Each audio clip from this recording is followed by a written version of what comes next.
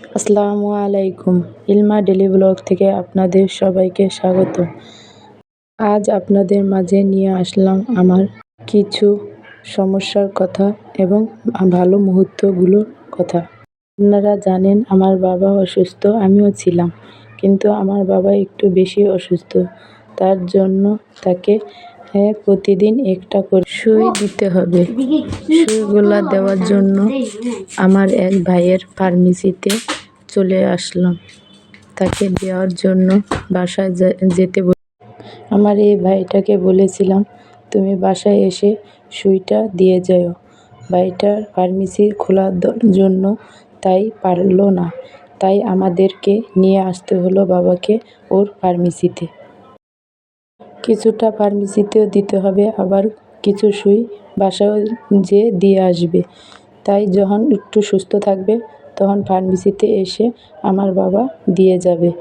আর আমরা যথেষ্ট পরিমাণ থাকার চেষ্টা করব।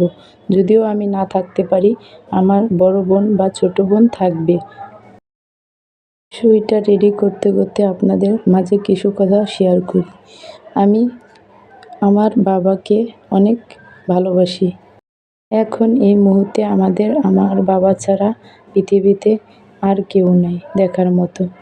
আমার বাবার যদি কিছু হয়ে যায়, আমরা জানি না কিভাবে চলবো, কিভাবে বাঁচবো।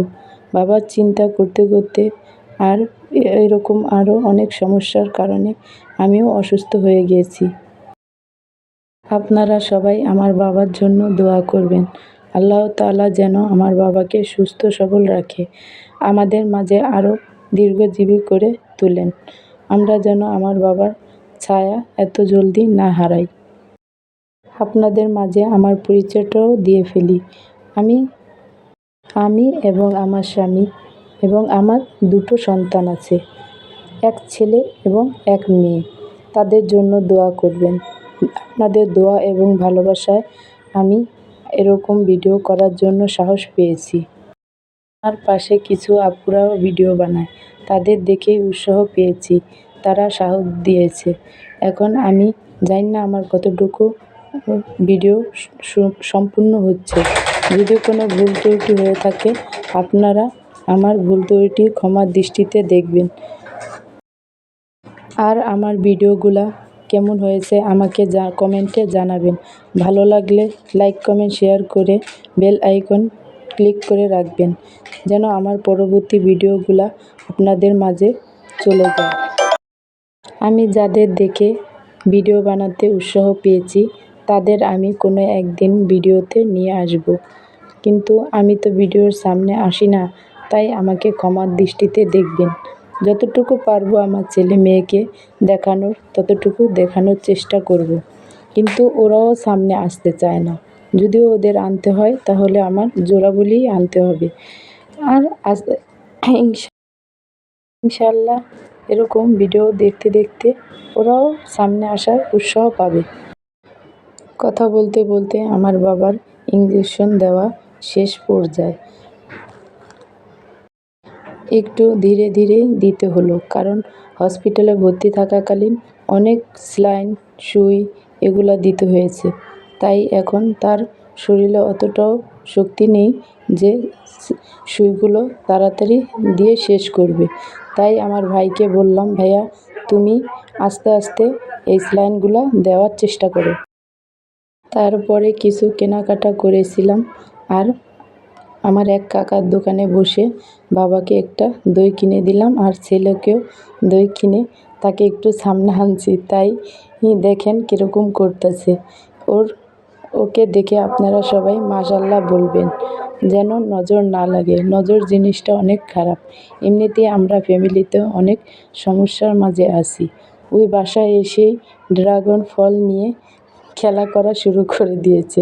তাই আমি বললাম, এগুলো নিয়ে খেলাধুলা না করে চলো তোমাকে এগুলা কেটে দেই, তুমি তারপরে এগুলা মজা করে খেও। তারপরে চলে গেলাম, আমি বাইরে বসে রয়েছি।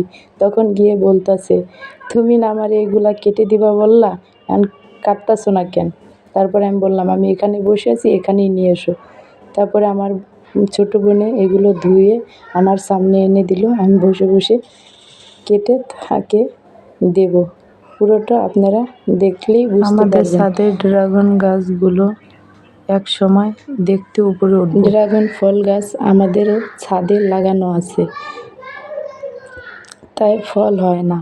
একটা ফল হওয়ার পরে আর একটা ফলও হয়নি।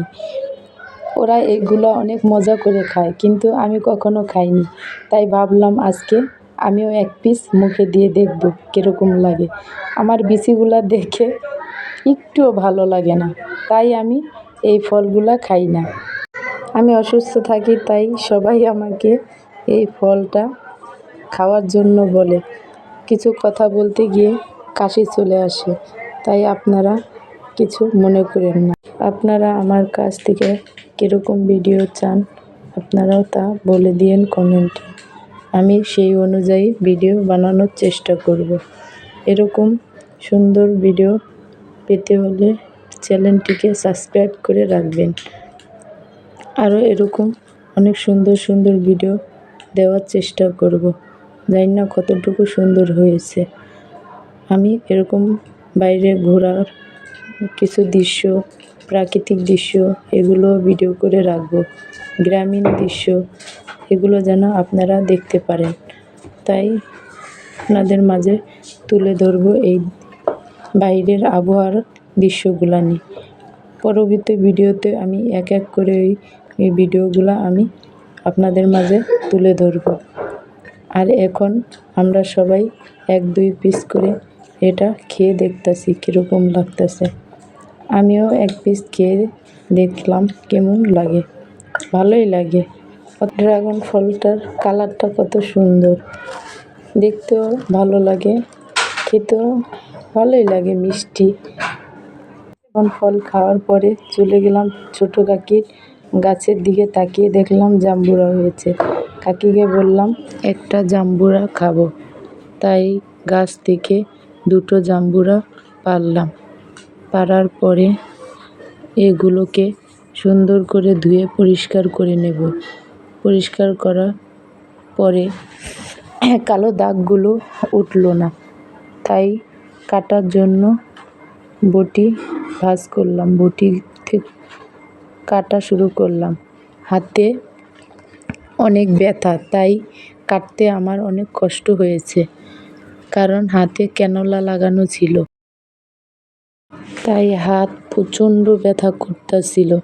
তারপরও খেতে মন চাইছে, কিছু করার নাই, কাটতে তো হবেই। খাওয়ার জন্য কষ্ট তো করতেই হবে, তাই একটু কষ্টও করলাম। কষ্ট করার পরে একটু মজা করে আনন্দ করে ছুলে খাবারটা খেতেও অনেক মজা হবে। জাম্বুরটা ছুলছিলাম আর কাকির সাথে কথা বলছিলাম আমাদের অসুস্থতা নিয়ে। কাকি আমাদের সব কিছু জিজ্ঞেস করতেছিল যে কিভাবে হাসপাতালে কি করলাম, কিভাবে সময় কাটালাম, কিভাবে সুস্থ হব, এইসব নিয়েই আমরা দুজনে আলোচনা করতেছিলাম আর জাম্বুরাগুলো ছুলতেছিলাম। তারপরে সবাইকে ডাকতেছিলাম এগুলা ছোলার জন্য, কেউ আসে না এগুলা ছুলতে, তাই আমি আর কাকি দুজনে মিলেই এগুলা ছুললাম। ছোলার পরে এখন কাকিকে দিলাম মাখার জন্য। এই জাম্বুরা মাখাগুলো ছোট ছোট বাচ্চারা খাবে, তার জন্য একটা শুকনো মরিচ, লবণ, সরিষার তেল এগুলো দিয়ে অল্প করে মাখলাম।